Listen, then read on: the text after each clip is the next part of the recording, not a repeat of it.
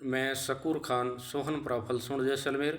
हाल ही में आयोजित अध्यापक भर्ती उर्दू विषय से मेरा ऑल राजस्थान 7वीं रैंक से चयन हुआ था और वरिष्ठ अध्यापक सेकंड ग्रेड उर्दू विषय से ऑल राजस्थान मेरा 30वीं रैंक से चयन हुआ था और व्याख्याता भर्ती उर्दू विषय से मेरा ऑल राजस्थान 21वीं रैंक से चयन हुआ था।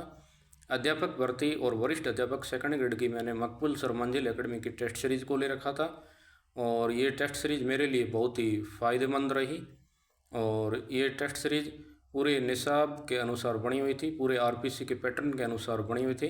जिन जिन लोगों ने इस टेस्ट सीरीज़ को ले रखा था यकीनन उन्हें बहुत फ़ायदा हुआ और जो लोग अध्यापक भर्ती, वरिष्ठ अध्यापक भर्ती, व्याख्याता भर्ती उर्दू विषय से तैयारी करना चाहते हैं और ऑनलाइन टेस्ट सीरीज से जुड़ना चाहते हैं तो वे मकबूल सर की मंजिल एकेडमी ऑनलाइन टेस्ट सीरीज से ज़रूर जुड़ें।